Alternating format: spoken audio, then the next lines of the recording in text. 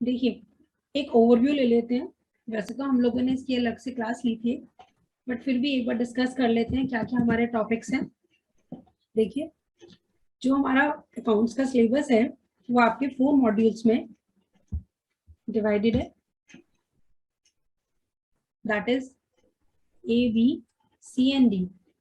जो आपका ए मॉड्यूल है उसके अंदर जो आपके टॉपिक्स हैं अकाउंट्स के, तो एक डेप्रिसिएशन है और एक कैपिटल बजटिंग है। उसके अलावा जो आपके टॉपिक्स हैं वो स्पेशली आपके जैसे सिंपल इंटरेस्ट और एक आपका वाईटीएम है, थोड़ा फाइनेंशियल नेचर के ज्यादा है, अकाउंट से थोड़ा रिलेटेड नहीं है। लेकिन जो आपका मॉड्यूल बी और सी है वो आपका 100% अकाउंटेंसी है। तो हम लोग पहले मॉड्यूल बी और सी को ही लेंगे, उसमें भी मॉड्यूल बी को पहले लेंगे, क्योंकि जो मॉड्यूल बी है उसमें आपके क्या है, बेसिक्स है, एंड देन जो इसका इन बेसिक्स का जो एप्लीकेशन है वो आपको मॉड्यूल सी में। तो मॉड्यूल सी को समझने से पहले हम लोगों को मॉड्यूल बी समझना पड़ेगा। और मॉड्यूल बी का जो फर्स्ट टॉपिक है आपका, that is unit 6, definition, scope and accounting standards. बहुत बेसिक सा है और थ्योरेटिकल ज्यादा है, तो प्लीज बोर मत होइएगा, थोड़ा सा इस वाले लेक्चर को बेयर कर लीजिएगा। उसके बाद फिर हम लोग थोड़ा इंटरेस्टिंग पार्ट्स में भी चलेंगे, लेकिन स्टार्टिंग हम लोगों को यहीं से करनी पड़ेगी। ठीक है, तो देखिए, accounting is called the language of business. अपनी किसी भी बात को समझाने के लिए हम लोगों को लैंग्वेज की जरूरत पड़ती है। सेम ऐसी अकाउंटेंसी को एक लेमन को समझाने के लिए हम लोगों को किस चीज की जरूरत पड़ती है, अकाउंटिंग की जरूरत पड़ती है। कि जो आपकी बैलेंस शीट है उस बैलेंस शीट को कोई एक नॉर्मल पर्सन भी अंडरस्टैंड कर सके, उसके लिए हम लोगों को क्या करना पड़ता है, अकाउंटिंग को समझना पड़ता है। अब आपकी जो अकाउंटिंग है उसकी जो एक डेफिनेशन है वो आपकी American Institute of Certified Public Accountants ने दिया है। वो डेफिनेशन क्या कहती है, accounting is an art of, देखिए ये कीवर्ड्स हैं जिनको मैंने हाईलाइट किया है। Accounting is an art of recording, classifying, summarising and interpreting. आपको इन 4 कीवर्ड्स को लेकर चलना है। जो आपके अकाउंटिंग के बेसिक्स हैं वो उन्हीं पे ही बेस्ड है। रिकॉर्डिंग का मतलब नॉर्मल चीजों को रिकॉर्ड करना कि ऐसा हुआ, ये ट्रांजेक्शन हुई। उसके बाद उनको क्लासिफाई करना, उनका नेचर वाइज देख के कि कौन सी जो आपकी ट्रांजेक्शन है वो किस नेचर की है, उसको आपने अलग कैटेगरी में डाल देना है। तो उस तरह से हम लोग क्या करेंगे, क्लासिफिकेशन करेंगे, देन उनको समराइज करेंगे फॉर्मेट्स में, like trial balance, and then हम लोग क्या करेंगे, इंटरप्रेट करेंगे। इंटरप्रेट का मतलब जब भी हमारे जो फाइनेंशियल स्टेटमेंट्स बन जाएंगे, या आप कह लीजिए फाइनल अकाउंट जब हमारा बन जाएगा, तो इस फाइनेंशियल स्टेटमेंट को या फाइनल अकाउंट को हम लोग क्या करेंगे, इंटरप्रेट करेंगे। इंटरप्रेट का मतलब ये देखेंगे कि ये जो हमारा फाइनल अकाउंट है वो हमें क्या बताने की कोशिश कर रहा है। मतलब किसी भी बिजनेस के एसेट्स की पोजीशन क्या है, लायबिलिटीज उसके कितने हैं, प्लस उसको प्रॉफिट हुआ कि लॉस हुआ, या लास्ट ईयर में उसकी पोजीशन क्या थी, अब इम्प्रूव हुआ है या डिक्लाइन हुआ है। तो ये सब जो चीजें होती हैं इसको हम बोलते हैं इंटरप्रेटिंग। तो मेन आपके 4 कीवर्ड्स है, that is recording, classifying, summarising and interpreting. ठीक है, रिकॉर्डिंग का मतलब नॉर्मली आपको क्या करना है, सारे अकाउंट्स जितनी भी आपकी ट्रांजेक्शन है उन सबको एक साथ रिकॉर्ड करना है, फिर उनको क्लासिफिकेशन करना है अलग अलग नेचर वाइज, फिर आपको क्या करना है, उनको समराइज करना है trial balance and final accounts में, एंड देन उस फाइनल अकाउंट की हेल्प से आपको क्या करना है, उसको इंटरप्रेट करना है कि ये क्या बताने की कोशिश कर रहे हैं। ये जो फाइनल अकाउंट है उस पर्टिकुलर ऑर्गेनाइजेशन के बारे में क्या बताने की कोशिश कर रहा है, उसके लिए हम लोग क्या करते हैं, इंटरप्रेटिंग करते हैं। एक एग्जांपल है इंटरप्रिटेशन का, रेशियो एनालिसिस। उसके अलावा आपका फंड फ्लो एनालिसिस भी है, पर वो आपके कोर्स में नहीं है। ठीक है, तो ये हमारा क्या है, अकाउंटिंग की डेफिनेशन है। बहुत सिंपल सी डेफिनेशन है, आपको पूरा डेफिनेशन याद नहीं करनी है, सिर्फ इसके जो कीवर्ड्स हैं उन पे आपको फोकस करना है। उसके बाद एक कॉन्सेप्ट आता है book keeping.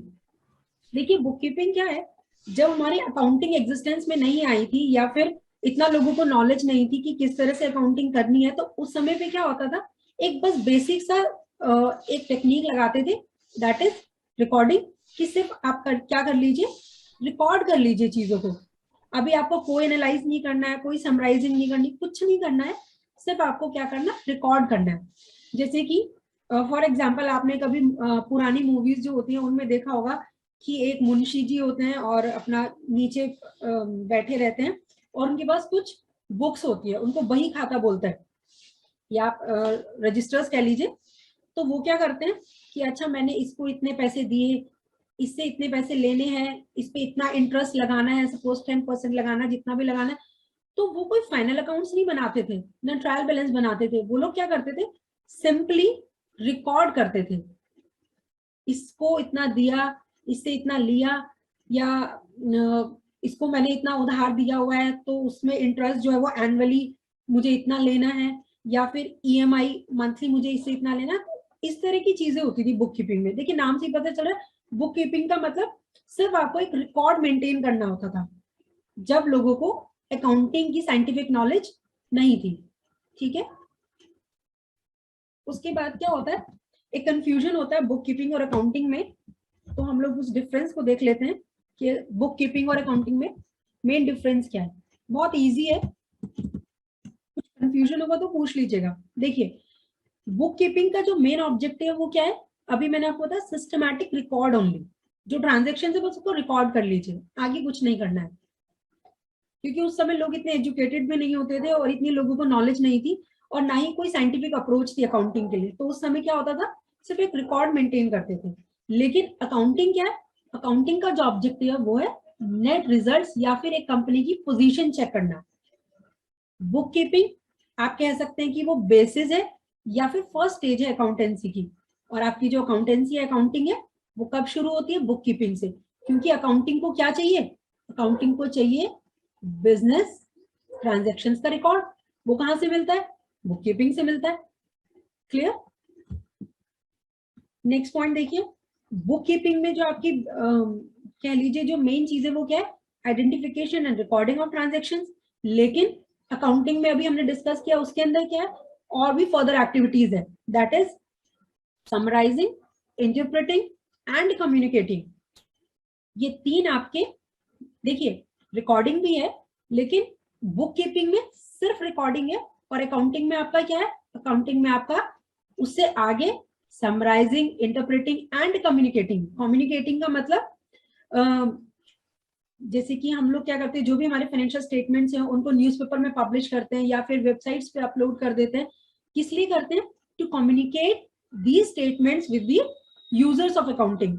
Users of accounting कौन है, कोई भी हो सकते हैं, जैसे कि हमारे डेटर्स, क्रेडिटर्स, उसके अलावा गवर्नमेंट और हमारे इन्वेस्टर्स। और कौन हो सकते हैं यूजर्स, कोई भी वो पर्सन जिसको हमारे बिजनेस में कोई इंटरेस्ट है किसी भी वे से, तो वो हमारे कौन हो सकते हैं, यूजर्स ऑफ अकाउंटिंग हो सकते हैं। और वो लोग क्या करते हैं, उन लोगों को जरूरत होती है हमारे जो भी हमने रिकॉर्ड्स मेंटेन किए, या जो भी हमने, सपोज आप ले लीजिए फाइनल अकाउंट जो हमने बनाया, इस फाइनल अकाउंट से ये लोग इंटरप्रेट करते हैं कि हमें इस बिजनेस में इन्वेस्ट करना चाहिए या नहीं करना चाहिए, इस कंपनी के शेयर्स डिबेंचर्स खरीदने हैं कि नहीं खरीदने, इस कंपनी को उधार देना है या नहीं देना है। और गवर्नमेंट का क्या पर्पस होता है, गवर्नमेंट का पर्पस देखिए दो होते हैं, एक तो ये लोग जो भी आपके लॉ की रिक्वायरमेंट्स है उसको फॉलो कर रहे हैं नहीं कर रहे हैं, और या फिर टैक्स कितना बैठ रहा है, जो कॉर्पोरेट टैक्स है वो कितना लग रहा है। तो ये इनके सबके अपने अपने कह लीजिए रीजंस होते हैं जिसकी वजह से इन लोगों को कंपनी के फाइनल अकाउंट्स की जरूरत होती है। तो इस प्रोसेस को बोलते हैं कम्युनिकेटिंग। ठीक है, नेक्स्ट, बुक कीपिंग के लिए कोई स्पेशलाइजेशन की जरूरत नहीं होती है। कोई भी एक पर्सन, नॉर्मल पर्सन, बिजनेस की जो भी ट्रांजेक्शन उनको रिकॉर्ड कर सकता है, क्योंकि आपको उनको कोई एनालिटिकली हैंडल नहीं करना है। आपको क्या करना है, सिर्फ उसको लिखना है, ऐसा हुआ बस, उसके अलावा कुछ नहीं करना। लेकिन अगर आपको अकाउंटिंग करनी है तो आपको एनालिटिकल स्किल्स चाहिए। क्योंकि देखिए अगर अभी भी आपको अकाउंटिंग या ये सब्जेक्ट जो वो इसीलिए पढ़ाया जा रहा है सो दैट कि जब आप अपने बैंकिंग ऑपरेशंस करें तो आपको नॉलेज हो कि जर्नल एंट्री क्या होती है, फाइनल अकाउंट क्या होता है, रेशियोज क्या होते हैं। तो उसके लिए आपको क्या चाहिए, एनालिटिकल स्किल्स चाहिए। अभी आप पहले बेसिक्स पढ़ेंगे, जब आपके बेसिक्स क्लियर हो जाएंगे फिर आप लोग क्या करेंगे, फिर आप लोग एनालाइज करना सीख जाएंगे कि अगर रेशियो सपोज 1:2 आ रहा है, कोई भी रेशियो ले लीजिए, तो इसका मतलब क्या है? तो वो आप उसके लिए क्या चाहिए? एनालिटिकल स्किल्स चाहिए। तो अकाउंटिंग के लिए एनालिटिकल स्किल्स चाहिए, बुक कीपिंग के लिए कोई ऐसी स्किल्स की रिक्वायरमेंट नहीं होती है। बुक कीपिंग की जो बेसिक एक्टिविटीज है वो है जर्नलाइजिंग एंड पोस्टिंग। पोस्टिंग कहाँ पर होती है? लेजर में होती है, अभी हम डिस्कस करेंगे। और जर्नलाइजिंग जो है इसको हम लोग ओरिजिनल बुक ऑफ एंट्री भी बोलते हैं।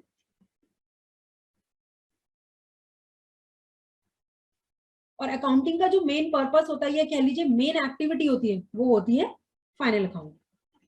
ओके, देखिए ये जो भी कंटेंट है आपकी बुक का है, तो हम लोग क्या कर रहे हैं कि आपकी बुक में जो भी टॉपिक्स हैं कुछ भी छूटे ना, भले रिपीटेशन होगा। जैसे कि अभी आप देखेंगे, अभी हम लोग अकाउंटिंग की एक्टिविटीज पढ़ेंगे, फीचर्स पढ़ेंगे, ऑब्जेक्टिव्स पढ़ेंगे, आपको लगेगा मोर और लेस जो पॉइंट्स है वो सेम ही है, लेकिन फिर भी हम लोग एक बार डिस्कस करेंगे, क्योंकि क्वेश्चंस में कभी कभी डायरेक्टली आ जाता है कि अकाउंटिंग एक्टिविटीज का एक क्वेश्चन आ जाएगा और आपको ये 4 पॉइंट्स दे देंगे, तो इसलिए आपको एक बार एक बेसिक आइडिया जरूर होना चाहिए।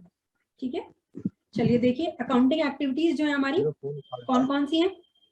First, systematic classification. Second, recording of events और transactions. Then summarising and then interpreting. आप देखेंगे घुमा फिरा के यही 4 पॉइंट्स आने, क्योंकि जो आपका अकाउंटिंग का जो कोर है, ये जो मेन बिजनेस है या कह लीजिए मेन एक्टिविटी है, वो यही चारों है। ठीक है, कि सिस्टमैटिक, ये रिकॉर्डिंग वाला पॉइंट ऊपर कर लीजिए, recording, classification, summarising and interpreting. देखिए features of accounting, features of accounting देख लीजिए। सबसे पहले फर्स्ट फीचर आपका क्या है अकाउंटिंग का? It is an art of, देखिए अगेन वही पॉइंट्स आ गए, art of recording, classifying, summarising of business transactions. ये आपका एक मेन फीचर है अकाउंटिंग का। सेकंड, जो आपकी अकाउंटिंग होती है वो आपकी क्या करती है? ट्रांजेक्शंस को, सिर्फ उन्हीं ट्रांजेक्शंस को कंसीडर करती है which can be measured in terms of money. For example, suppose आपके मैनेजमेंट और वर्कर्स के बीच में कोई लड़ाई हो रही है, ऑब्वियसली ये जो पॉइंट है ये आपके बिजनेस की वर्किंग को इफेक्ट करेगा, but still you will not record this into your accountancy. ठीक है, देखिए ये वाला पॉइंट, इसका मतलब कि आपको बिजनेस में सिर्फ उन्हीं चीजों को रिकॉर्ड करना है या उन्हीं चीजों को कंसीडर करना है which are related in terms of money. Next, accounting records only the transactions of financial character.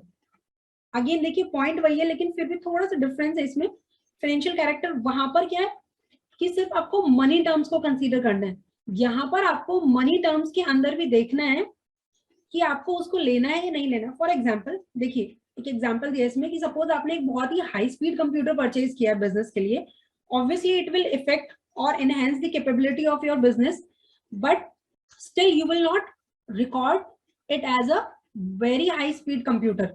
आप क्या करेंगे? सिर्फ और सिर्फ ये लिखेंगे कि आपका जो आपने 1 लाख रुपए का कंप्यूटर खरीदा है, आप उसकी जो स्पेशलिटी है उसको मेंशन नहीं करेंगे। ठीक है, फोर्थ जो आपका फीचर है, accounting also interprets the financial data.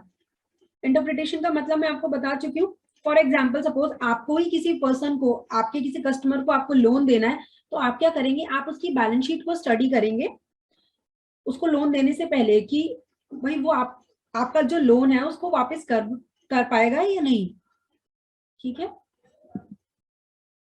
यहाँ तक अगर किसी को डाउट है तो आप लोग पूछ सकते हैं। चलिए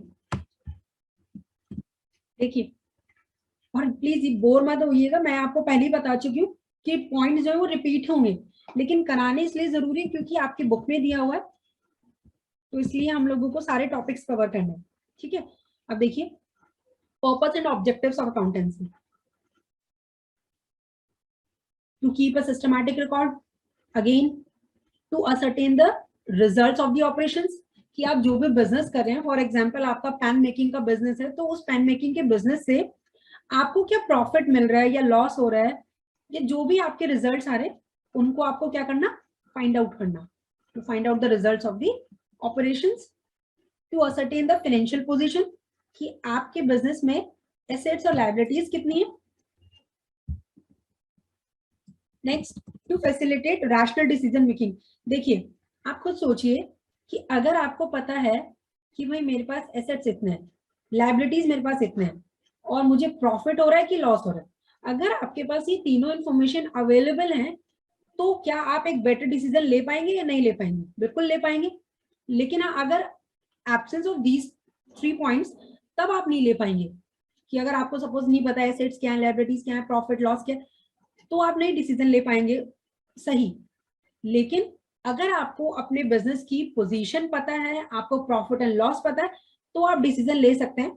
फॉर एग्जांपल डिसीजन लाइक कि क्या आपको शुड, देखिए एग्जांपल देख लेते हैं। Should a part of product be made in the factory और purchase from outside? For example किसी प्रोडक्ट को बनाने में आपकी जो कॉस्ट है वो 10 रुपीज पर यूनिट आ रही है, और मार्केट में सेम प्रोडक्ट आपका 8 रुपीज पर यूनिट मिल रहा है। तो फिर आपको डिसीजन लेना है कि मैं इसको खरीदूं मार्केट से, या फिर मैं इसको अपनी फैक्ट्री में बनाऊं। ठीक है, फॉर एग्जाम्पल अगर आप पेन बना रहे हैं, तो जो पेन की रिफिल है, अगर आप उसको खुद से बना रहे हैं अपनी फैक्ट्री में, तो आपकी जो कॉस्ट है सपोज वो 2 रुपीज पर यूनिट बन रही है। लेकिन अगर आप उसको बाहर से परचेज कर रहे हैं, तो वो आपको 1.5 रुपीज पर रिफिल पड़ रहा है। तो आप क्या करेंगे, आप सोचेंगे कि मैं इसको बाहर से परचेज कर लेता हूँ, और जो आउटर बॉडी है पेन की, वो मैं खुद से बना लेता हूँ। तो इस तरह के जो डिसीजंस हैं, उनको लेने के लिए आपको अपने बिजनेस की पोजीशन पता होनी बहुत जरूरी होती है। तो ये आपका मेन ऑब्जेक्टिव है अकाउंटिंग का, कि अगर आपको डिसीजन मेकिंग करना है, तो उसके लिए आपको बेटर अकाउंटिंग की जरूरत पड़ेगी। फिर ये देखने के लिए कि आपने जो प्राइस डिसाइड किया, फॉर एग्जांपल आपने जो भी आपका प्रोडक्ट या सर्विस आप दे रहे हैं, फॉर एग्जांपल पेन ही है, तो आप उसको 10 रुपए पर यूनिट अगर आप मार्केट में बेचना चाह रहे हैं, तो आपको ये देखना पड़ेगा कि क्या ये मेरा जो 10 रुपए मैंने प्राइस डिसाइड किया है, ये ठीक है या नहीं है। मार्केट में मेरे कॉम्पिटिटर्स जो है वो कितने में दे रहे हैं, या फिर अब देखिए कॉम्पिटिटर्स को क्या पता 8 रुपए में दे रहे हो, लेकिन अगर मैंने 8 रुपए में दिया तो मुझे लॉस हो जाएगा। क्यों? फॉर एग्जाम्पल मेरा नया नया बिजनेस है, तो अभी मेरा एक तरह से इकोनॉमिक ऑफ स्केल जो है, इकोनॉमिक्स ऑफ स्केल अभी मैंने नहीं अचीव किया है। तो उस केस में क्या होगा, उस केस में मुझे 10 ही रखना पड़ेगा, चाहे मेरे कॉम्पिटिटर्स का 8 हो, क्योंकि हम लॉस में नहीं जा सकते ना। तो इस तरह की जो डिसीजन मेकिंग है, उसके लिए आपको अकाउंटिंग की जरूरत पड़ती है। ठीक है, नेक्स्ट पॉइंट देखिए, to satisfy the requirement of laws. अभी हम लोग डिस्कस करेंगे, एक आपके अकाउंटिंग स्टैंडर्ड्स होते हैं, ठीक है, उसके अलावा कुछ आपके रूल्स होते हैं, आपके कंसेप्ट होते हैं, कन्वेंशंस होते हैं। तो बहुत सारी चीजें होती है अकाउंटिंग में जिसको हम फॉलो करते हैं। तो अगर आपको ये चेक करना है कि ये जो भी रूल्स कंसेप्ट, क्या हम लोग इनको सही से फॉलो कर रहे हैं नहीं कर रहे हैं, जो भी हमारी अकाउंटिंग है वो as per companies act, societies act, जो भी आपके जितने भी लॉज आपके बिजनेस पे अप्लाई होंगे, क्या आप उनको प्रॉपरली फॉलो कर रहे हैं या नहीं कर रहे हैं, ये चेक करने के लिए भी हम लोग अकाउंटिंग करते हैं। उसके बाद आपका एडवांटेजेस। अब देखिए एडवांटेजेस में किस चीज में काम आता है, डिसीजन मेकिंग में हेल्पफुल होता है। उसके बाद ये आपका क्या प्रिंसिपल सोर्स ऑफ इंफॉर्मेशन होता है, किसी भी बिजनेस के बारे में उसकी इकोनॉमिक एक्टिविटीज का जो प्रिंसिपल सोर्स है वो क्या होता है, अकाउंटिंग होता है। उसके बाद जो भी हमारे इनको हम लोग एक कैटेगरी में यूजर्स बोल सकते हैं। ठीक है, यूजर्स में सब लोग इंक्लूड हो जाएंगे। तो जो भी हमारे इन्वेस्टर्स, क्रेडिटर्स, या जो भी जितने भी हमारे टोटल यूजर्स हैं, उन तक हमारे पास क्या पहुंच जाए, उन तक इंफॉर्मेशन पहुंच जाए। ठीक है, नेक्स्ट पॉइंट देखिए, to provide users with information for. अब जो यूजर्स है वो क्या करेंगे इस इंफॉर्मेशन का, इससे प्रिडिक्ट करेंगे, कंपेयर करेंगे, इवेल्युएट करेंगे हमारे बिजनेस की अर्निंग पावर या अर्निंग कैपेसिटी। तभी तो कोई पर्सन इन्वेस्ट करेगा भाई। अगर कोई हमारे बिजनेस के शेयर्स या डिवेंचर्स में इन्वेस्ट करना चाहेगा, तो वो ये भी तो देखेगा कि हमारे फ्यूचर प्रोस्पेक्टिव्स क्या है प्रॉफिट के, क्या हमारा बिजनेस जो है वो ग्रो करेगा या नहीं करेगा। तो इसमें भी हमारा अकाउंटिंग हेल्प करती है। नेक्स्ट आपका useful in judging the management's ability to utilise enterprise resources effectively. देखिए क्या होता है कि जो हमारा बिजनेस का जो मैनेजमेंट है, वो हमारे बिजनेस के जो रिसोर्सेज है, क्या उनको इफेक्टिवली यूटिलाइज कर रहे हैं या नहीं कर रहे हैं। कि हमारे जो मैनेजर्स हैं या जो भी हमारा पूरा मैनेजमेंट है, वो कैपेबल है या नहीं है किस चीज के लिए? हमारे एंटरप्राइज के रिसोर्सेज को अच्छे से यूज करने के लिए। इफेक्टिव का मतलब एक परफेक्ट मैनर में यूज करने के लिए। ये वही पॉइंट है again, useful for predicting, comparing, evaluating the earning power of enterprise.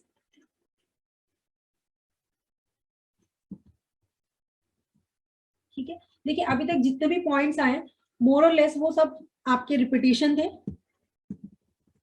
Please, लेकिन फिर भी आप लोग एक बार इन पॉइंट्स को देख लीजिएगा कि एडवांटेजेस है तो उसके अंदर क्या क्या पॉइंट्स है, फीचर्स में क्या पॉइंट्स है, आपकी एक्टिविटीज कौन सी है, तो इनमें प्लीज डिफरेंशिएट करके रखिएगा, क्योंकि एग्जाम में जब क्वेश्चन आता है तो कंफ्यूजन हो जाता है। चलिए अब हम देखते हैं हिस्टोरिकल पर्सपेक्टिव्स। हमारी जो अकाउंटेंसी है उसका ओरिजिन कहाँ से हुआ था? देखिए सबसे पहले जो इसके जो हमें इंफॉर्मेशन मिलती है 13th-14th सेंचुरीज में, कहां पर? इटली में, जो आपका modern system of book keeping है। देखिए modern system of book keeping का मतलब एक तो आपका ऑर्डिनरी बुक कीपिंग हो गया, उसी में कुछ फर्दर, जैसे कि मैं आपको बताती हूँ। देखिए नॉर्मल बुक कीपिंग का मतलब सिर्फ रिकॉर्ड करना, सिर्फ लिख लेना चीजों को। मॉडर्न बुक कीपिंग के अंदर आपका हो गया कि आपने जर्नल एंट्री और लेजर्स तक बना लिया, तो ये आपका modern system of book keeping हो गया। तो ये आपका स्टार्ट हुआ था 13th-14th सेंचुरी में इटली में, और 1494 में ये पेसियोली, इनको ये मतलब बहुत आप कह लीजिए कि प्रोमिनेंट पर्सन अकाउंटेंसी की फील्ड में जिन्होंने स्टार्ट किया था ये, इन्होंने एक बुक लिखी थी सुम्मा। ये आपकी बुक है सुम्मा, ठीक है। इसके अंदर इन्होंने डबल एंट्री बुक कीपिंग का कंसेप्ट दिया था। जो आपका जनरल एंट्री, लेजर, ये सब आपका किस पे बेस्ड होता है? डबल एंट्री सिस्टम पे होता है। हम अभी पढ़ेंगे इन चीजों को। उसके बाद 16th-17th सेंचुरी में क्या हुआ? इंग्लैंड और हॉलैंड में जो आपका डबल एंट्री सिस्टम है उसको यूज करके, या कह लीजिए उनके रूल्स को यूज करके, हमने क्या सीखा? प्रेपरेशन ऑफ फाइनेंशियल स्टेटमेंट्स, और उसके अलावा जो लेजर्स अकाउंट्स के जो और फर्दर अकाउंट्स होते हैं, फिर हमने उनको सीखा। और अगर हम इंडिया की बात करें अकाउंटेंसी के बारे में या अकाउंटेंसी की हिस्ट्री के बारे में, तो चंद्रगुप्त के टाइम पे कौटिल्य ने एक बुक लिखी थी अर्थशास्त्र, उसके बारे, वहां से हमें अकाउंटेंसी की इंफॉर्मेशन मिलती है अगर हम इंडिया की बात करें तो ये एक एग्जाम में आ सकता है, नहीं भी आ सकता है, लेकिन आपको एक पता होना चाहिए, एक आइडिया होना चाहिए। मेन आप लोग ये याद रखिएगा कि पेसियोली ने एक बुक लिखी थी सुम्मा, डबल एंट्री बुक कीपिंग पे। और अगर इंडिया के कंटेक्स्ट में बात करें तो कौटिल्य ने एक बुक लिखी थी अर्थशास्त्र, उसमें आपका अकाउंटेंसी के बारे में इंफॉर्मेशन थी। ठीक है, चलिए उसके बाद आपका आता है टाइप्स ऑफ अकाउंटेंसी। अकाउंटिंग आपके कुछ मेजर अकाउंटिंग है, उसके बारे में हम थोड़ा थोड़ा पढ़ेंगे। देखिए जो स्टीवर्डशिप अकाउंटिंग है ये बहुत पहले यूज होती थी, अब तो शायद इतना यूज में नहीं है। क्या होता था कि जो पहले टाइम के, या आप कह लीजिए वेस्टर्न कंट्रीज में क्या होता था कि जो भी वेल्दी पीपल होते थे वो क्या करते थे, एक स्टीवर्ड, स्टीवर्ड उस पोस्ट को बोला जाता था। आप कह लीजिए क्लर्क कह लीजिए या अकाउंटेंट कह लीजिए, कि जो वेल्दी पीपल होते थे वो लोग क्या करते थे, एक अकाउंटेंट को हायर करते थे। वो क्या करता था, उनकी पूरी प्रॉपर्टी को मैनेज करता था, देखता था कि अच्छा प्रॉपर्टी की पोजीशन कितनी है, अभी कितना पैसा चले गया, कितना पैसा कहाँ से आएगा। तो एक तरह से जो भी इनके वेल्दी पीपल की प्रॉपर्टी से रिलेटेड जितने भी अफेयर्स होते थे उन सबको ये लोग जो स्टीवर्ड्स होते थे वो क्या करते थे, उनका एक रिकॉर्ड मेंटेन करते थे, उसको बोलते थे स्टीवर्डशिप अकाउंटिंग। ठीक है, अब ये बहुत ज्यादा यूज में नहीं है। उसके बाद आपका फाइनेंशियल अकाउंटिंग। देखिए फाइनेंशियल अकाउंटिंग क्या है आपका? फाइनेंशियल अकाउंटिंग आपका फाइनेंशियल अफेयर्स ऑफ बिजनेस जिसमें आप रिकॉर्ड करते हैं, या कह लीजिए फाइनेंशियल अकाउंटिंग वो अकाउंटिंग होती है जो बिजनेस के सारे फाइनेंशियल अफेयर्स को आप कह लीजिए, सिर्फ रिकॉर्ड नहीं कहेंगे हम, कि फाइनेंशियल अफेयर्स का जितना भी प्रोसेस है उसको करती है फाइनेंशियल अकाउंटिंग। ठीक है, और इसके अंदर क्या होता है, हम लोग रिजल्ट्स फाइंड आउट करते हैं फाइनेंशियल ऑपरेशन से, कि आपको प्रॉफिट हुआ कि लॉस हुआ और बिजनेस की पोजीशन क्या है, इसको हम बोलते हैं फाइनेंशियल अकाउंटिंग।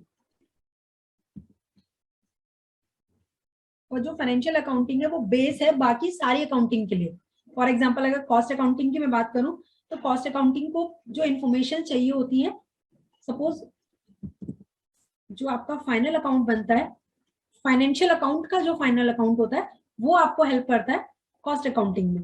तो अगर आपसे सपोज पूछा जाए कि इन सब में से कौन सा सबसे इंपॉर्टेंट है, तो आपका जो फाइनेंशियल अकाउंटिंग है वो सबसे इंपॉर्टेंट अकाउंटिंग है, या आप कह लीजिए वो बेस है बाकी सब अकाउंटेंसी के लिए। आपका कॉस्ट अकाउंटिंग देखिए क्या होता है, फाइनेंशियल अकाउंटिंग में हमने देख लिया जो भी आपके फाइनेंशियल अफेयर्स हैं बिजनेस के, उनको हम रिकॉर्ड करते हैं। कॉस्ट अकाउंटिंग के अंदर क्या होता है कि फॉर एग्जांपल आपको प्रोडक्शन करना है, तो वो उससे रिलेटेड छोटी से छोटी चीज कि आपका जो प्रोडक्ट है उसमें रॉ मटेरियल कितना लग रहा है, उसमें वेजेस कितना लग रहा है, या फिर आप कह लीजिए उसमें फ्यूल कितना लग रहा है। तो ये जो बहुत माइन्यूट सी चीजें होती है रिलेटेड विद प्रोडक्शन, इसके लिए एक सेपरेट अकाउंटिंग है, दैट इज कॉस्ट अकाउंटिंग। उसमें हम लोग क्या करते हैं, जो प्रोडक्शन कॉस्ट है उसको हम लोग फाइंड आउट करते हैं, फिर कोशिश करते हैं या देखते हैं कि क्या उसको हम मिनिमाइज कर सकते हैं या नहीं कर सकते हैं। तो इस तरह की जो चीजें हैं वो सब हम लोग कॉस्ट अकाउंटिंग में पढ़ते हैं। देखिए आपको बहुत ज्यादा डिटेल में इनको पढ़ने की जरूरत नहीं है, सिर्फ एक बेसिक आइडिया होना चाहिए कि कॉस्ट अकाउंटिंग में हम लोग प्रोडक्शन से रिलेटेड जो भी चीजें होती हैं उनको रिकॉर्ड करते हैं, या कह लीजिए उनको मैनेज करते हैं। उसके बाद मैनेजमेंट अकाउंटिंग, मैनेजमेंट अकाउंटिंग के अंदर क्या होता है, देखिए इसका भी जो बेस है फाइनल अकाउंट फाइनेंशियल अकाउंटिंग, इसमें क्या होता है जो आपका रेशियो एनालिसिस है, उसके अलावा आपका cash flow, fund flow. Management accounting का मतलब ऐसी अकाउंटिंग जो कि मैनेजर्स अपने लिए करते हैं, बाहर वालों के लिए नहीं, अपने लिए करते हैं फॉर डिसीजन मेकिंग। कि सपोज अगर उनको कोई पॉलिसी बनानी है या उनको कोई डिसीजन लेना है तो उससे रिलेटेड उनको क्या चाहिए होता है, कुछ एनालिसिस करने पड़ते हैं। वो जो आपके एनालिसिस है उनको हम बोलते हैं ratios, cash flow, fund flow, और भी बहुत सारे होते हैं जैसे कि आपका कंपैरेटिव फाइनल अकाउंट्स, या अपनी कंपनी के फाइनल अकाउंट को दूसरी कंपनी से कंपेयर करना। तो ये सब जो चीजें ये सब आपकी कहाँ होती है, मैनेजमेंट अकाउंटिंग में होती है। तो जो आपकी मैनेजमेंट अकाउंटिंग है it is concern with the preparation and presentation of accounting and controlling information in the form that assist management। कि ये क्या करते हैं, ये जो प्रेपरेशन और प्रेजेंटेशन है अकाउंटिंग का, वो क्या होता है, हमें या मैनेजमेंट को हेल्प करता है किस चीज में, पॉलिसीज को बनाने में और डिसीजन मेकिंग में। तो आप प्लीज मैनेजमेंट अकाउंटिंग के लिए सिर्फ 2 पॉइंट याद रखिए कि मैनेजमेंट अकाउंटिंग में हम लोग क्या करते हैं, एनालिसिस करते हैं। किस चीज के लिए एनालिसिस करते हैं, पॉलिसीज बनाने के लिए और डिसीजंस लेने के लिए। ठीक है, उसके बाद social responsibility accounting. I know थोड़ा बोरिंग हो रहा होगा, लेकिन बस 1-2 पॉइंट्स बचे हैं। देखिए सोशल रिस्पॉन्सिबिलिटी अकाउंटिंग जो है आपका, ये अभी रिसेंट टाइम्स में डेवलप हुआ है, इससे पहले ये कॉन्सेप्ट नहीं था आपका सोशल रिस्पॉन्सिबिलिटी का, ये अभी रिसेंटली स्टार्ट हुआ है। देखिए इसके अंदर हम क्या करते हैं, हम ये देखते हैं कि हम लोग जो भी बिजनेस एक्टिविटीज कर रहे हैं उनका एनवायरमेंट पे या सोसाइटी पे क्या इफेक्ट हो रहा है। तो इन सब चीजों को जब हम रिकॉर्ड करते हैं या कह लीजिए एनालाइज करते हैं, उसको बोलते हैं सोशल रिस्पॉन्सिबिलिटी अकाउंटिंग। ठीक है, और इसमें हम लोग ये मान के चलते हैं कि जो मैनेजमेंट्स हैं वो रिस्पॉन्सिबल है किस चीज के लिए, उनको सिर्फ बिजनेस ही नहीं चलाना है एफिशिएंटली, उसके साथ साथ उनको ये भी देखना है कि उससे जो आपका सोशल वेलबींग है उस पर क्या असर पड़ रहा है, उस पर कोई नेगेटिव इफेक्ट्स तो नहीं पड़ रहे हैं। और आपको क्या करना है, सोशल वेलबींग पे भी उसको कहना चाहिए, आपको आपको कंट्रीब्यूट करना है या उसको भी आपको एफिशिएंटली मैनेज करना है। उसके बाद ह्यूमन रिसोर्स अकाउंटिंग। देखिए ह्यूमन रिसोर्स का मतलब क्या होता है, जो आपका स्टाफ है, बिजनेस किसी भी ऑर्गेनाइजेशन का जो स्टाफ है, आप उसमें कितना इन्वेस्टमेंट कर रहे हैं, कितना आप रिक्रूटमेंट और सिलेक्शन की प्रोसेस में खर्च कर रहे हैं, कितना आप उनकी ट्रेनिंग डेवलपमेंट में खर्च कर रहे हैं, या उनको अच्छी वर्किंग कंडीशंस देने के लिए आप कितना एक्सपेंस कर रहे हैं, ये सब आपका कहाँ पर होता है, ह्यूमन रिसोर्स अकाउंटिंग में। ठीक है, किसी को डाउट है तो प्लीज पूछ लीजिए। लास्ट है इसमें आपका इन्फ्लेशन अकाउंटिंग।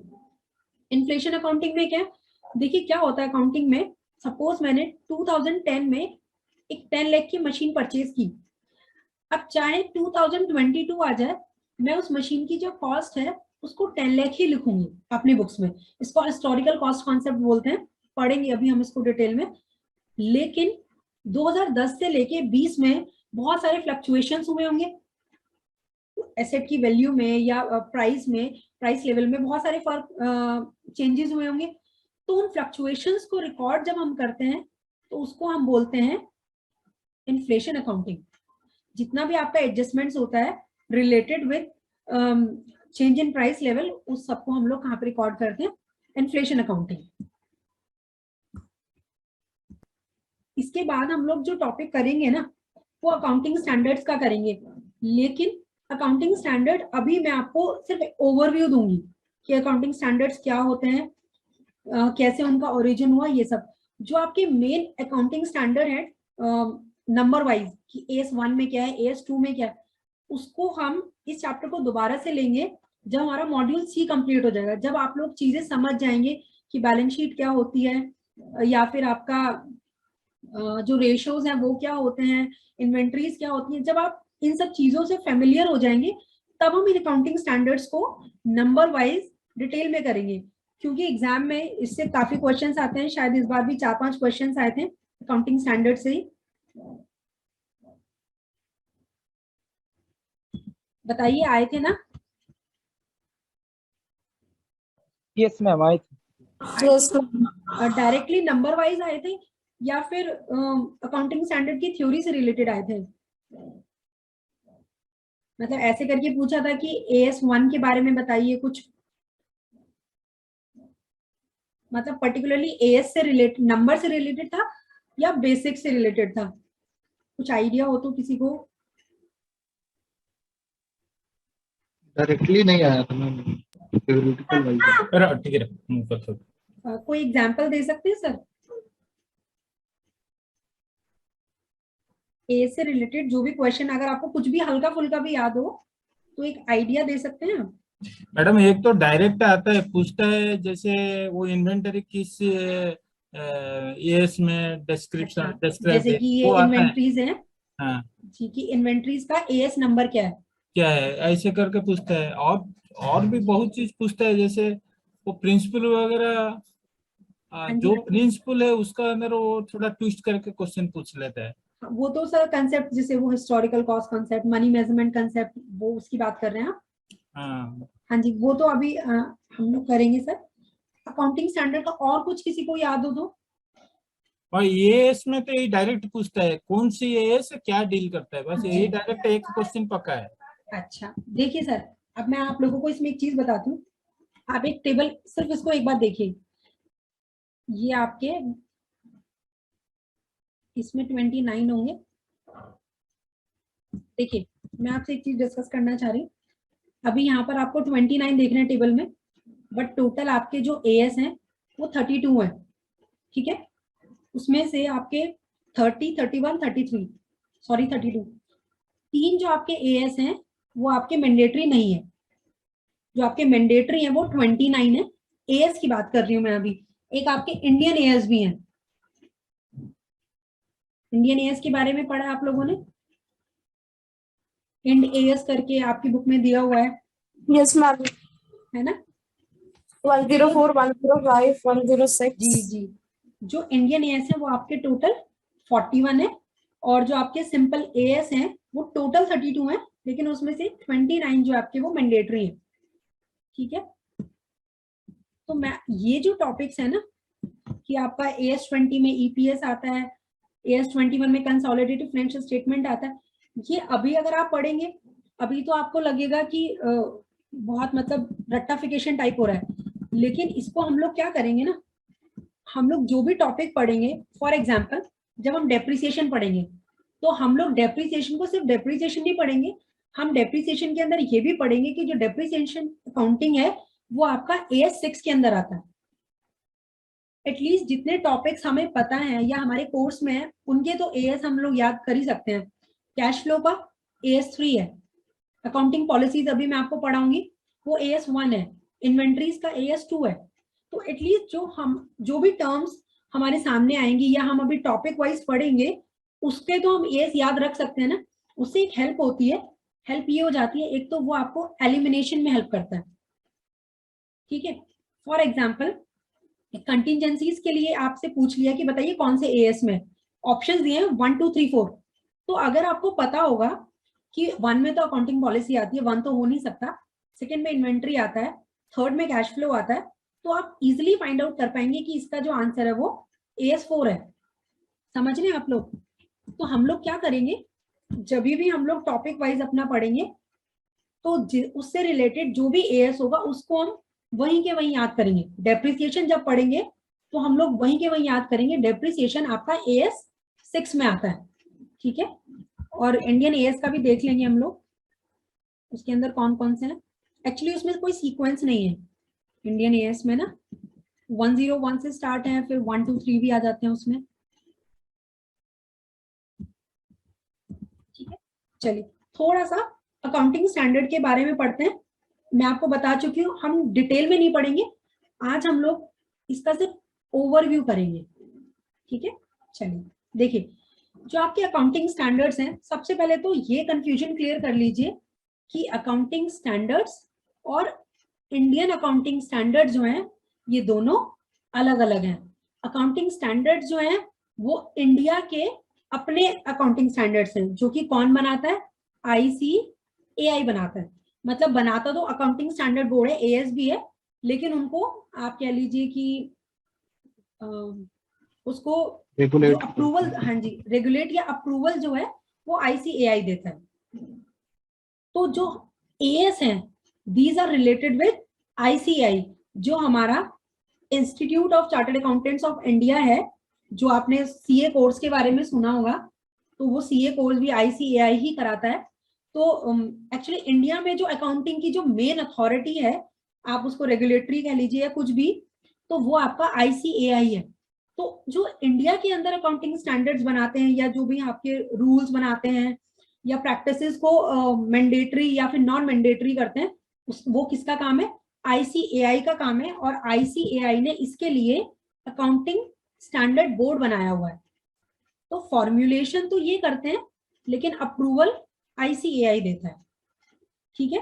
तो जो अकाउंटिंग स्टैंडर्ड है, प्लीज कंफ्यूज मत होइएगा, अकाउंटिंग स्टैंडर्ड जो है वो ICAI से रिलेटेड है और ये सिर्फ इंडिया के हैं, ठीक है।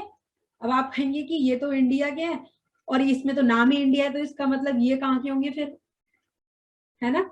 है ये भी इंडिया के, लेकिन ये आपके इंटरनेशनल लेवल कह लीजिए, या जो आपके इंटरनेशनल,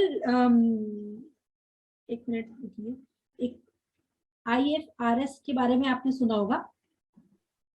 तो ये जो आपकी इंटरनेशनल ऑर्गेनाइजेशन है, इसके कंटेक्स्ट में या इससे कंप्लाई करते हुए हमने जो अकाउंटिंग स्टैंडर्ड्स को अडॉप्ट किया है वो इंडियन AS है। मतलब इंडियन AS वो AS है जो कि आपके इंटरनेशनल लेवल पे भी अप्लाई होते हैं। मतलब सपोज अगर आपने किसी इंडियन AS को फॉलो किया, फॉर एग्जांपल आपने AS 101 को फॉलो किया है, तो ये जो इंडियन AS 101 होगा, ये आपका जो इसके रूल्स रेगुलेशन इंडिया में होंगे वही आपके इंटरनेशनल लेवल पे होंगे। एक तरह से हम लोगों ने क्या किया है, इंटरनेशनल लेवल के साथ मैचअप करने के लिए हम लोगों ने इन स्टैंडर्ड्स को अपनाया है। और इनको कौन बनाता है, इनको बनाता है मिनिस्ट्री ऑफ कॉर्पोरेट अफेयर्स, ठीक है। एक डिफरेंस क्लियर हो रहा है दोनों के बीच में। अकाउंटिंग स्टैंडर्ड सिर्फ इंडिया के हैं, उनको ICAI फॉर्मुलेट करता है, मतलब फॉर्मुलेट ASB करते हैं, पर उनको अप्रूव ICAI करता है। ये टोटल आपके 32 हैं, इस 32 में से 29 जो है वो आपके मैंडेटरी हैं, और जो इंडियन AS है वो टोटल 41 है। इनको कौन बनाता है, ये आपके IFRS स्टैंडर्ड्स पे हैं, इनको इंडिया में मिनिस्ट्री ऑफ कॉर्पोरेट अफेयर्स जो है वो नोटिफाई करते हैं या कह लीजिए रेगुलेट करते हैं, और ये आपके इंटरनेशनल लेवल पे होते हैं। फॉर एग्जांपल अगर हमारी कोई कंपनी है जो दूसरी कंट्री में भी बिजनेस कर रही है, तो अगर वो इन वाले स्टैंडर्ड्स को फॉलो करेगी तो उसको इजी रहेगा दूसरी कंट्रीज में भी उसको वर्क करने के लिए, ठीक है। चलिए एक बार देख लेते हैं ओवरव्यू। अकाउंटिंग स्टैंडर्ड जो है वो क्या होते हैं, बेंचमार्क्स, रूल्स, प्रोसीजर्स, प्रैक्टिस। देखिए अकाउंटिंग स्टैंडर्ड जो वो कोई अलग से कुछ चीजें नहीं होती, बेसिकली वो रूल्स और रेगुलेशंस ही होती हैं, बस ऐसे रूल्स रेगुलेशंस जिसके ऊपर आईसीएआई का ठप्पा लग गया है कि भाई ये क्या हो गए, ये अब रेगुलेट हो गए। ठीक है, तो आपके अकाउंटिंग स्टैंडर्ड्स क्या होते हैं? बेंचमार्क्स, रूल्स, प्रोसीजर्स, प्रैक्टिस होते हैं, जिनको जो भी आपके बिजनेस एंटरप्राइजेस हैं उनको क्या करना होता है, अपनी फाइनेंशियल अकाउंटिंग में फॉलो करना होता है। ठीक है, जो आपका आईसीएआई है उन्होंने क्या किया है, अकाउंटिंग स्टैंडर्ड बोर्ड बनाया हुआ है। कब बनाया था ये? 21 अप्रैल 1977 को। इसका काम क्या है? इसका काम है टू फॉर्मुलेट अकाउंटिंग स्टैंडर्ड्स, सिर्फ बनाना, ड्राफ्ट प्रिपेयर करना। फिर उसके बाद आईसीआई क्या करता है, उनको अप्रूव करता है और इशू करता है। तो इनका काम सिर्फ बनाने का है, एएसबी का अप्रूवल और इशू करने का काम किसका है? आईसीएआई का है। ठीक है, अब तक 32 एएस बन चुके हैं, जिसमें से आपके जो 30 से 32 जो है वो नॉन मैंडेटरी है। ठीक है, और जो आपका नेशनल एडवाइजरी कमेटी है एएस की, वो क्या करती है, वो एडवाइस करती है सेंट्रल गवर्नमेंट को अबाउट अकाउंटिंग स्टैंडर्ड और practices to be followed by corporate sector. तो ये जो अकाउंटिंग स्टैंडर्ड्स हैं, इनकी हेल्प से सेंट्रल गवर्नमेंट डिसाइड करती है कि जो कंपनीज हैं या जो कॉर्पोरेट सेक्टर है वो इन रूल्स को फॉलो कर रहे हैं या नहीं कर रहे हैं। और अगर वो नहीं कर रहे हैं तो उनके ऊपर फिर क्या होता है, उनके ऊपर प्रोफेशनल मिसकंडक्ट के चार्जेस लगते हैं। और इसकी जो अथॉरिटी दी गई है, ये कह लीजिए इसका जो काम सौंपा गया है अकाउंटिंग स्टैंडर्ड्स को चेक करने का, वो सौंपा गया है ऑडिटर्स को। आप सबको पता होगा कि ऑडिटर्स क्या होते हैं। ऑडिटर्स का जो काम होता है वो ये होता है कि किसी भी ऑर्गेनाइजेशन में जो रूल्स रेगुलेशंस है या आप कह लीजिए अकाउंटिंग स्टैंडर्ड्स हैं, क्या उनको प्रॉपरली अडॉप्ट किया गया है, उनको फॉलो किया जा रहा है या नहीं किया जा रहा है। ठीक है, और अगर ऑडिटर ऐसा नहीं करते हैं तो section 129 subsection 5 of companies act 2013 के अंदर अगर सपोज कोई भी कंपनी नहीं फॉलो कर पाई है तो उनको पहले तो रीजन बताना पड़ेगा कि क्या कौन सा एएस नहीं किया है या फिर क्या प्रॉब्लम आई है। फिर उसके बाद आपको रीजन बताना पड़ेगा कि ऐसा क्यों हुआ, और फिर ये बताना पड़ेगा कि उस रीजन के या ये जो डेविएशन हुआ है, इस डेविएशन का फाइनेंशियल इफेक्ट क्या पड़ेगा। ठीक है, तो ये अभी एएस के बारे में, अभी मैं आपको इंडियन एएस के बारे में नहीं बता रही हूँ, ये सिर्फ एक ओवरव्यू था। अभी ये सिर्फ एएस के बारे में कि जो एएस है उनको कौन बनाता है, आईसीएआई बनाता है। ठीक है, वो उनको अप्रूव करते हैं और इशू करते हैं। और टोटल हमारे कितने, प्लीज इनको यही के यही याद कर लीजिए, कितने हैं टोटल? 32, 29 मैंडेटरी और 3 आपके नॉन मैंडेटरी। याद रहेगा सबको। और इनको फॉलो करना जो है वो कंपलसरी होता है। किसकी रिस्पॉन्सिबिलिटी है? ये रिस्पॉन्सिबिलिटी तो गवर्नमेंट की है, लेकिन जिम्मेदारी किसे दी गई है? ऑडिटर्स को दी गई है। ठीक है, तो ये ऑडिटर्स की जिम्मेदारी है कि किसी भी कंपनी के जो अफेयर्स है उनको चेक करके बताए कि क्या वहां पर एएस फॉलो हो रहे हैं या नहीं हो रहे हैं। और अगर नहीं हो रहे हैं तो भी बताएं, हो रहे हैं तो भी बताएं। अगर हो रहे हैं तो वो क्या करेंगे, उसको कहते हैं रिपोर्ट को क्वालिफाई करना है कि उन्होंने जैसे करते हैं स्टैंप लगा देते हैं, स्टैंप लगा दिए कि सब कुछ सही है। लेकिन अगर सब कुछ सही नहीं है तो फिर उनको क्या करना पड़ता है, रिकमेंडेशंस दी जाती है कि आप इसको ऐसे कर लीजिए, ऐसे कर लीजिए, यहाँ पर ये गलतियां, तो उनको वो रेक्टिफाई करना पड़ता है किसी भी ऑर्गेनाइजेशन को। ठीक है, ये लिस्ट है अकाउंटिंग स्टैंडर्ड की, इसको हम धीरे धीरे याद करेंगे क्योंकि एकदम से ये नहीं होगी याद। फिर उसके बाद ये डिटेल में। मैडम एक रिक्वेस्ट है। जी सर बताइए। ये जो एएस नहीं होने से क्या प्रॉब्लम होगा, थोड़ा एग्जांपल देके बता सकते हैं? सर अगर ये एएस नहीं होंगे, मैं एग्जांपल देके बताती हूँ। ठीक है सर, फॉर एग्जांपल अगर ये अकाउंटिंग स्टैंडर्ड्स नहीं होंगे, 2 कंपनीज हैं, एक है रिलायंस, एक आप ले लीजिए एयरटेल। ठीक है सर, अब इन्वेंट्री ले लीजिए, ये दोनों वैसे सर्विस प्रोवाइडर हैं। आप फॉर एग्जांपल मान लीजिए ये अभी एक प्रोडक्ट बनाते हैं। ठीक है सर, तो इस प्रोडक्ट के लिए इन दोनों के पास इन्वेंट्रीज है, ये अपना कोई प्रोडक्ट बनाते हैं। दो फॉर एग्जांपल मान लीजिए दोनों पेन बनाते हैं, रिलायंस और एयरटेल दोनों पेन बनाते हैं। इनकी जो इन्वेंट्रीज हैं वो है, इसकी है 20,000 और इसकी है, एयरटेल की है सपोज 25,000। अब क्या होगा सर, इन्वेंट्री के आपके बहुत सारे मेथड्स होते हैं, लीफो, फीफो, हीफो, वेटेड एवरेज। तो अगर इन लोगों ने उनमें से कोई मेथड उन्होंने फॉलो नहीं किया होगा, या सपोज एयरटेल ने कहा मैं तो अपना ही मेथड इन्वेंट करूंगा और उसके हिसाब से उसका जो इन्वेंट्री आ रही है वो थोड़ा बढ़ी हुई आ रही है 25,000। अगर आप एक्चुअल में देखेंगे, सपोज अगर आप लीफो मेथड अप्लाई करेंगे और तब आप देखेंगे तो दोनों का 20,000 आ रहा है, लेकिन एयरटेल ने अपना ही कोई मेथड लगा के 25,000 वैल्यू ले आया है। तो क्या होगा सर, उस केस में हम इन दोनों कंपनीज को कंपेयर नहीं कर पाएंगे, या फिर जब एयरटेल का बैलेंस शीट बनेगी तो उसके जो रिजल्ट्स होंगे या जो उसका जो प्रेजेंटेशन होगा वो इतना क्लियर नहीं होगा, कंपेरेबल नहीं होगा। समझ रहे सर, मतलब ये एक एग्जांपल है। क्या होता है कि जब अकाउंटिंग स्टैंडर्ड, या फॉर एग्जांपल डेप्रिसिएशन ले लीजिए आप, इन्वेंट्री वाला देखिए, उसके बाद डेप्रिसिएशन वाला देखिए। सपोज डेप्रिसिएशन का एक कंपनी तो अकाउंटिंग स्टैंडर्ड को फॉलो कर रही है, जो इसमें लिखा है WDV लगाएंगे तो इस तरह लगाना है, SLM लगाएंगे तो इस तरह लगाना है, लेकिन दूसरी कंपनी जो अकाउंटिंग स्टैंडर्ड फॉलो नहीं कर रही है, उसने अपना ही कोई नया मेथड इन्वेंट कर लिया है। तो उस केस में क्या होता है सर, यूनिफॉर्मिटी नहीं रह पाती है। फिर उसके बाद यूनिफॉर्मिटी नहीं होगी तो दोनों कंपनी के फाइनेंशियल स्टेटमेंट्स को हम लोग कंपेयर नहीं कर पाएंगे। कंपेयर नहीं कर पाएंगे तो इन्वेस्टर्स को इन्फॉर्मेशन नहीं मिलेगी कि भैया रिलायंस में इन्वेस्ट करें कि एयरटेल में करें। समझ पा रहे हैं सर? हाँ। अच्छा, तो ये प्रॉफिट भी छुपा सकते हैं ऐसे दूसरा कुछ? जी सर बिल्कुल। अब देखिए मैं आपको एक AS बताती हूँ। AS1 जो है ये आपका डिस्क्लोजर ऑफ अकाउंटिंग पॉलिसीज। ये जो आपका अकाउंटिंग स्टैंडर्ड है, यहाँ पर आपको बताना पड़ता है डेप्रिसिएशन का कौन सा मेथड लगाया, इन्वेंट्री का कौन सा मेथड लगाया, यहाँ पर आपको सब कुछ डिस्क्लोज करना होता है। ये जो आपका AS1 है वो ये कहता है कि आपको अपने बिजनेस से रिलेटेड कोई भी छोटी से छोटी बात को छुपाना नहीं है, you have to disclose everything. AS1 यही कहता है। तो जब आप यहाँ पर सारे मेथड्स बता देंगे तो फिर क्या होगा, जब आप कंपेयर करेंगे तो आपको पता होगा कि एयरटेल ने कौन सा मेथड लगाया है। तो अगर आपको सपोज चेक करना होगा कि दोनों की जो इन्वेंट्रीज है वो कैसी है, तो आप उस मेथड को चेक करके आप देख सकते हैं कि यही वाला मेथड उन्होंने लगाया है या नहीं लगाया है, और या फिर आप रिलायंस पे वही वाला मेथड अप्लाई करके तब आप दोनों की इन्वेंट्रीज को कंपेयर कर लीजिए। समझ पा रहे हैं सर?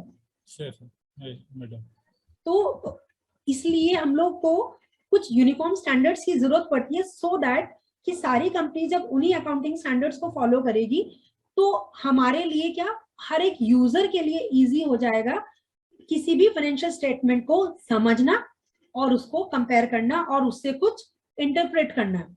ठीक है सर? तो ये सब आपके अकाउंटिंग स्टैंडर्ड की हेल्प से ही हो पाता है। जी मिस्टर संजीव कुमार सर कुछ पूछना चाहते हैं? Yes ma'am. मैम ये इंडियन AS है या इंटरनेशनल AS है? इंडियन AS तो 41 शो बताया ना आपने। सर ये जो AS है, हाँ जी, ये सिर्फ AS है और ये इंडिया के AS है। ठीक है ओके। पर ये 41 नहीं दिखाया जा रहा, 41 ही शो किया। नहीं सर, ये आपके 32 है। हाँ जी, देखिए अभी मैंने आपको बताया था ऊपर, देखिए मैं एक बार और मैं बता देती हूँ। एक्चुअली कंफ्यूजिंग तो है ही, थोड़ा सा टाइम लगता है। देखिए सर, जो AS है वो आपके 32 है, इंडियन AS आपके 41 है। अभी हम इंडियन AS के बारे में नहीं पढ़ रहे हैं, अभी हम सिर्फ अकाउंटिंग स्टैंडर्ड्स पढ़ रहे हैं, जो कि कौन बनाता है, ICAI बनाता है, और ये आपके सिर्फ इंडिया में एप्लीकेबल होते हैं। ठीक है, जो ये वाले हैं आपके 32 AS जो हैं, ये आपके सिर्फ इंडिया में एप्लीकेबल होते हैं, इनको ICAI बनाता है। जो इंडियन AS है इसको आप समझ सकते हैं कि ये आपके इंटरनेशनल लेवल के हैं। ठीक है, इनको हम बाद में डिस्कस करेंगे। तो अभी ये जो भी आपको स्क्रीन पे दिख रहा है ये सब आपके सिंपल अकाउंटिंग स्टैंडर्ड्स हैं, इंडिया वाले, जो ICAI द्वारा बनाए जाते हैं। प्लीज कंफ्यूज मत होइएगा, एक्चुअली थोड़ा सा कंफ्यूजन है इसमें, बस आप ये याद रखिएगा इंडियन AS का मतलब, क्योंकि देखिए अगर आपको इंटरनेशनल लेवल पे करना तो आपको कुछ उसको नाम देना पड़ेगा ना, उन अकाउंटिंग स्टैंडर्ड्स को कुछ नाम देना पड़ेगा भाई। अगर सिर्फ इंडिया में ही लगने हैं तो आप AS का मतलब AS ही होगा, लेकिन अब ऐसे US के भी तो अकाउंटिंग स्टैंडर्ड्स होंगे, तो उसको डिफरेंशिएट करने के लिए यहाँ पर ये नाम ऐड किया गया है इंडियन AS। ठीक है सर? किसी को और कोई कंफ्यूजन है तो प्लीज पूछ लीजिए। AS इंडियन AS में फर्क क्यों है? एक ही करने से क्या प्रॉब्लम है? सर एक ही करने से प्रॉब्लम ये है कि इंटरनेशनल अकाउंटिंग स्टैंडर्ड्स को अगर आपको कंप्लाई करना है सर, उसके लिए टर्म्स एंड कंडीशंस बहुत सारी होती हैं, और हमारी जो कंपनीज इंडिया में अभी जो आप कह लीजिए जो कॉर्पोरेट सेक्टर है वो इतना डेवलप्ड नहीं है कि वो इंटरनेशनल स्टैंडर्ड्स को मीट कर सके। तो इसलिए हम लोगों ने क्या किया है सर, 2 कैटेगरीज बना दी है। जो विद इन कंट्री उन पे एएस लगा लेंगे, लेकिन जो हमारी अच्छी कंपनीज हैं, जो एमएनसीज हैं हमारी, या जो बहुत अच्छा परफॉर्म कर रही हैं, उनके लिए हमने इंटरनेशनल लेवल के जो अकाउंटिंग स्टैंडर्ड्स हैं उनको फॉलो करवा रहे हैं। ठीक है सर, क्योंकि देखिए अब 2 रास्ते हैं, या तो सबको एक जैसा बना दीजिए, उसमें क्या होगा कि जो अच्छा है वो भी बेकार बन के रह जाएगा। बेकार इन द सेंस कि वो सिर्फ छोटे लेवल पे ही रह जाएगा, वो फिर इंटरनेशनल मार्केट में compete नहीं कर पाएगा। ऐसा नहीं हो सकता ना सर कि अगर हमारे इंडिया में 100 कंपनीज है तो 100 की 100 को ही आप इंटरनेशनल लेवल पे ला सकें। उसमें से जो अच्छा परफॉर्म कर रही होंगी, सपोज 10 कंपनीज अच्छा परफॉर्म कर रही हैं, तो उसको ही तो आप आगे ले जा पाएंगे। जिनके अंदर कैपेबिलिटी होगी, जिनका परफॉर्मेंस अच्छी होगी, वही तो इंटरनेशनल लेवल पे जा पाएंगी।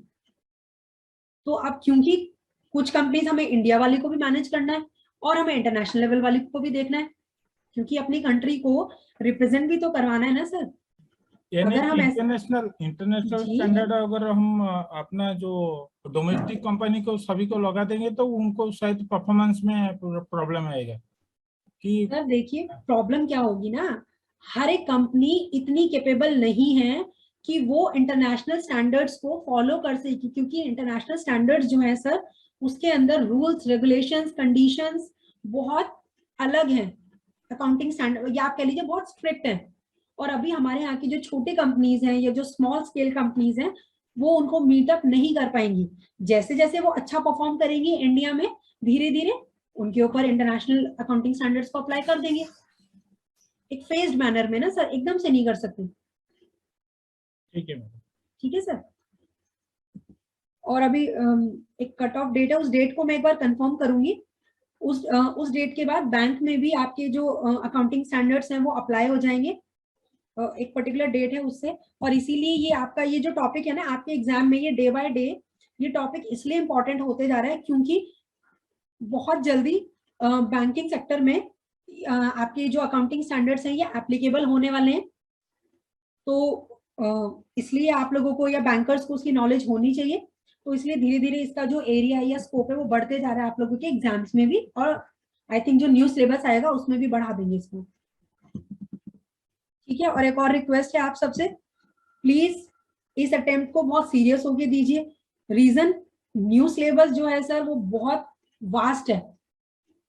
अभी आपका जो सिलेबस में सिर्फ अकाउंट्स है सर, तो ये जो आपका अकाउंट्स है, अभी जो आपका एएफबी वाला पेपर है उसके अंदर सिर्फ अकाउंटिंग है और आपका बैंकिंग है, जो आपको मॉड्यूल डी है ना बैंकिंग ऑपरेशंस वाला वो है। लेकिन जो न्यू सिलेबस है ना उसके अंदर एक नया ही सब्जेक्ट आ जाएगा, दैट इज फाइनेंशियल मैनेजमेंट। ठीक है सर, इसके अंदर ये इतना ज्यादा टेक्निकल सब्जेक्ट होता है कि कॉमर्स के बच्चों को भी पढ़ने में थोड़ा टफ पड़ता है, और या कह लीजिए कि बहुत मेहनत लगती है। तो जैसे आप लोगों का अभी तो बेसिक्स है, तो ये तो चीजें फिर भी थोड़ा सा इजी होती हैं और हम लोग इसको थोड़ा अपने ऊपर लेके कि अच्छा ऐसे कर लेंगे तो समझ लेते हैं। लेकिन फाइनेंशियल मैनेजमेंट को समझने के लिए सर बहुत आपको टेक्निकल नॉलेज की जरूरत पड़ेगी। फिर क्या होगा ना, अभी तो आप क्या करते हैं, जितना समझ आता है उतना समझ लेते हैं अकाउंटिंग का, नहीं समझ में आता थोड़ा बहुत तुक्का वगैरह लगा के हो जाता है पेपर में। लेकिन जो फाइनेंशियल मैनेजमेंट है सर ये बहुत टेक्निकल सब्जेक्ट होगा। इसके लिए आपको पहला काम तो ये है कि इसको बिल्कुल पक्का करना पड़ेगा, तब जाके तो ये समझ आनी शुरू हो जाएगी। फिर ये अपने आप में ही बहुत इंपॉर्टेंट टॉपिक है, आप कह लीजिए बहुत टेक्निकल है। समझ पा रहे हैं आप लोग? तो जो नया सिलेबस है ना सर अकाउंट्स का वो बहुत टफ होने वाला है, तो इसलिए आप लोगों से रिक्वेस्ट है प्लीज इस वाले अटेम्प्ट को सीरियसली होके इसको निकाल लीजिए। ठीक है, जो नए बच्चे हैं बाद में जो आएंगे वो उनके लिए तो हम कुछ नहीं कर सकते, लेकिन जो अभी आप लोग हैं जो इस अटेम्प्ट के लिए दे रहे हैं, जो अभी एएफबी देंगे, उनसे ये रिक्वेस्ट है कि प्लीज अच्छे से इसको कर लीजिए। देखिए मैं 2-3 बातें बहुत इंपॉर्टेंट आपको बता दी। अगर आप ये सोच रहे हैं कि हमें कुछ ऐसा दे दीजिए कि 4 दिन पढ़ ले और पास हो जाए, तो वो आपको और चैनलों में मिल जाएगा, आपको यहाँ टाइम वेस्ट करने की कोई जरूरत नहीं। हमारे जो भी कोर्सेज चलते हैं उसमें लाइन टू लाइन एक एक चीज को समझाया जाता है। इसका बेनिफिट आपको कहाँ मिलेगा मैं ये भी बता देता हूँ। जब आप इस टॉपिक को यहाँ कर रहे हैं या कोई भी टॉपिक को यहाँ कर रहे हैं, उसके बाद कोई भी चैनल या कहीं भी क्लास ले रहे हैं तो आपको हेल्प मिलेगी अपनी उस नॉलेज को रीगेन करने की या रीइंफोर्स करने की, और लॉन्ग टाइम मेमोरी में रखने के लिए हेल्प मिलेगी आपको। तो एक बार ऑनेस्टली जो भी क्लासेस चल रही है कंप्लीट कीजिए। बोरिंग हो सकती हैं लेकिन मजबूरी है, और सिर्फ पास करने का पर्पज है तो आप ऐसे समझ लीजिए कि अभी टाइम वेस्ट करना बेकार है। एग्जाम से 1 महीना पहले दिन रात पढ़िए, शायद पास हो जाएंगे। जेआईबी की बात कर रहा हूँ, सीआईबी की नहीं कर रहा। सीआईबी में तो वो वाली बात भी हम क्लेम नहीं करते, ठीक है। तो इसलिए रिक्वेस्ट है कि एक एक चीज को सुनिए, समझिए। हो सकता है कि ग्रेजुअली, अचानक से नहीं आएगा। अब कॉमर्स है, मैम का एक्सपीरियंस कॉमर्स में मान लिया 15 साल है और आप अभी 15 मिनट से क्लास ले रहे हैं, तो उसमें बहुत बड़ा फर्क हो जाता है। उस 15 मिनट को 15 आवर तक कम से कम ले जाना, 30 आवर्स तक कम से कम ले जाना, वो तभी हो सकता है जब आप कंटिन्यूअस क्लास को अटेंड करें। ये पहला टॉपिक था। बिल्कुल मैडम ने इस तरह पढ़ाया है कि जैसे आज कोई एक बच्चा अकाउंटिंग पढ़ने की शुरुआत कर रहा है। आप में से बहुत सारे कॉमर्स के स्टूडेंट हो सकते हैं, उनको ये सब बातें पता हो सकती हैं, लेकिन हम बात कर रहे हैं उन लोगों की जो लोग बिल्कुल बेसिक से पढ़ना चाहते हैं। देखिए, और एक एक चीज जो आपके बुक के कंटेंट है उसमें इंपॉर्टेंट पॉइंटों को उठा करके बात करके और क्लास को इंटरेक्टिव रखिए।